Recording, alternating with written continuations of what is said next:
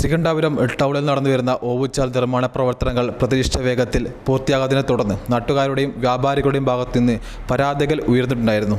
ഗതാഗത തടസ്സവും വ്യാപാര മേഖലയിൽ നേരിടുന്ന ബുദ്ധിമുട്ടുകളും ചൂണ്ടിക്കാട്ടി നിരവധി പേർ രംഗത്തെത്തുന്ന സാഹചര്യത്തിൽ വിഷയത്തിൽ വിശദീകരണവുമായി ശ്രീകണ്ഠാപുരം നഗരസഭാ ചെയർപേഴ്സൺ അഡ്വക്കേറ്റ് AV രാമകൃഷ്ണൻ ഇപ്പോൾ നമ്മുടെ കൂടെ ചേരുന്നുണ്ട്. പഞ്ചായത്ത് ബസ് സ്റ്റാൻഡിൻ്റെ ഓട നിർമ്മാണത്തിൽ ഒരു കാലതാമസം ഉണ്ടായി എന്ന് പറയുന്നത് ശരിയാണ്.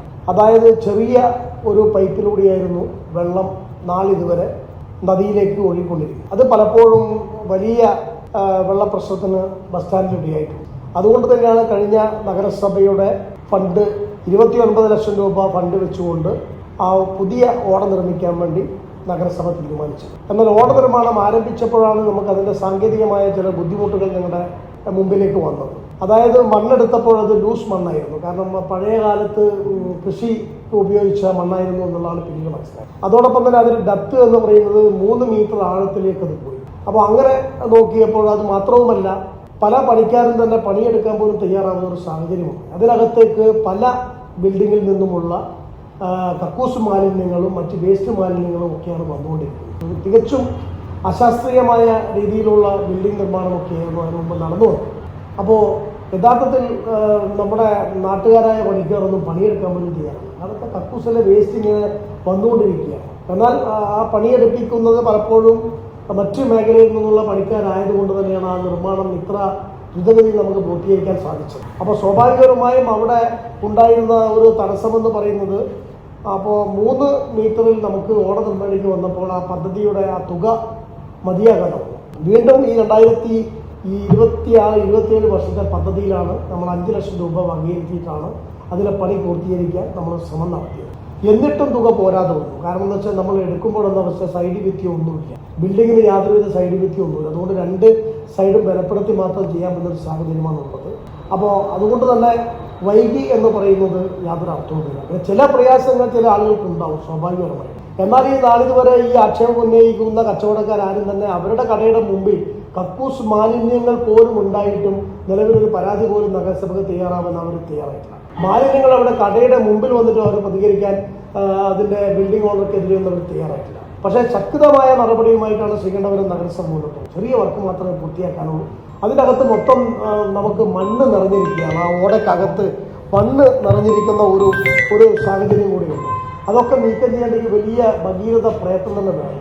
അതുകൊണ്ട് നമ്മളിപ്പോഴത്തെ ഓട നിർമ്മാണം എന്ന് പറയുന്നത് നമ്മുടെ ബസ് സ്റ്റാൻഡിന് ലെവലിലാണ് ഓട നിർമ്മിക്കുന്നത്.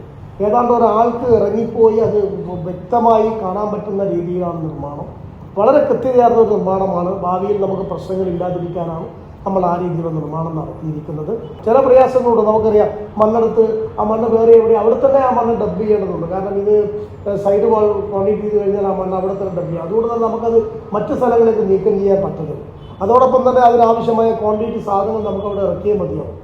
അപ്പോൾ അത്തരത്തിലുള്ള ചെറിയ ചെറിയ പ്രയാസങ്ങൾ കച്ചവടക്കാർക്കും നാട്ടുകാർക്കും ബസ് സ്റ്റാൻഡിൽ വരുന്നവർക്കും ഉണ്ട് എന്നുള്ളൊരു യാഥാർത്ഥ്യമാണ്.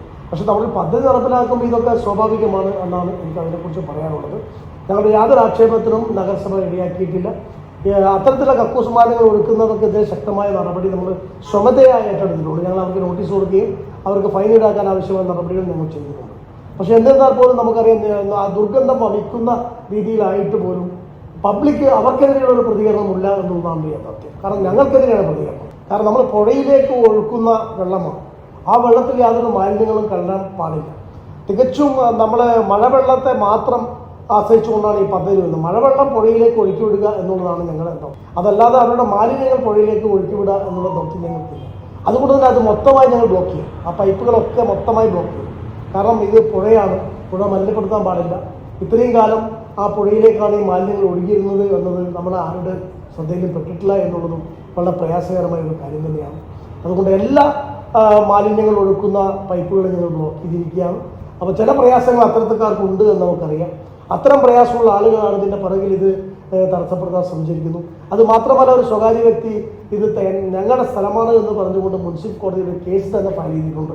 നഗരസഭയ്ക്കെതിരെയും ആ പണിയെടുക്കുന്ന കോൺട്രാക്ടർക്കെതിരെയും ഞങ്ങളുടെ ബിൽഡിങ്ങിൽ നാശനഷ്ടം വരുത്തി എന്ന രീതിയിലുള്ള ആക്ഷേപം ഉന്നയിച്ചിട്ടുണ്ട്. അതിൻ്റെ കാരണം തന്നെ ഇതാണ്. കാരണം വെച്ചാൽ ഇതൊന്നും നമ്മൾ കണ്ടുപിടിക്കാൻ പാടില്ല. തുറന്നാലും നമ്മൾക്ക് കണ്ടുപിടിക്കുമല്ലോ. അപ്പോൾ അത്തരത്തിലുള്ള പ്രശ്നങ്ങളായിരുന്നു ഇതിൻ്റെ പുറകിൽ. Kannur BMH care at home ഇനി മുതൽ ഒരൊറ്റ ഫോൺ കോളിൽ രോഗി പരിചരണം വീട്ടിലെത്തും. പരിചയസമ്പന്നരായ നഴ്സുമാരുടെയും ഡോക്ടർമാരുടെയും മറ്റ് വിഭാഗങ്ങളുടെയും സേവനം വിളിക്കൂ 9061 423 423. Baby memorial hospital, Kannur. BMH at home 9061 423 423.